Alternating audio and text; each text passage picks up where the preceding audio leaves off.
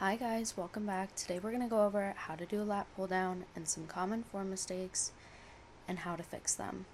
So the first thing you're going to want to do is set up the bar on the lat pull down. So you're going to want to grab a standard wide grip bar and attach it to the cable machine. Once you have the bar all set up, you're going to grip the bar with an overhand grip just a few inches outside of your shoulders. Another thing you want to note, when you're gripping the bar, you want to make sure that your palms are securely holding onto the bar and you're not just holding on from your fingertips. You can also choose to wrap your thumbs around the bar or have a thumbless grip with your thumb over the top of the bar. Personally, I like my thumb over the top of the bar versus around the bar. Then, if your lat pull down machine has a thigh pad, you want to adjust it so your upper thighs are tucked underneath the pad. This will help anchor you when you're doing each rep. You also want to make sure before you start, your arms are able to fully extend above you.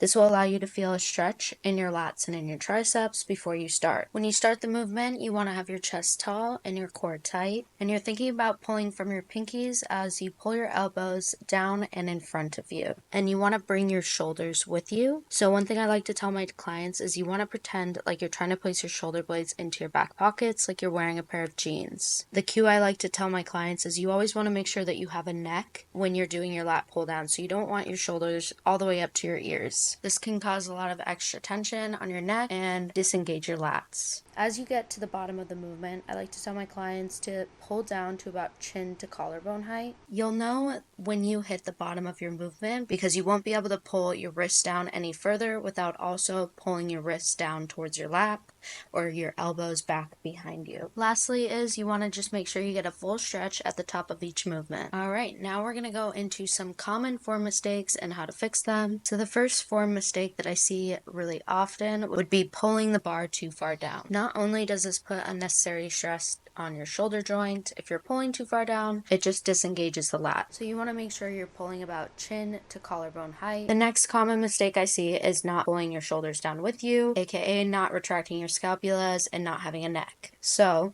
what this means is you're not engaging your lats and you don't have the best posture. So you want to make sure you pull your shoulders down and back, keeping the chest tall and that core tight. And as you pull down, you want to think about placing your shoulder blades into your back pockets like you're wearing a pair of jeans. Next is pulling your elbows behind you instead of in front of you. So for this one, I like to just tell my clients, pretend like they're pulling from their pinkies or turning a doorknob as they pull down. This will help pull those elbows in front of them. The next one is pulling from your forearms and your biceps and not your lats. So try thinking about pulling down from your elbows rather than from your hands. And thinking of your hands as just little hooks that are helping you hold on to the bar. And then if you're still feeling it in your biceps and your forearms rather than your lats, then try adjusting the weight down. This could just mean that the weight's just a little bit too heavy. Lastly is using momentum to pull down the weight rather than actually taking your time, getting time under tension, and engaging your muscles to pull the weight down. So for this, I would just suggest dropping down the weight a little bit and slowing it down.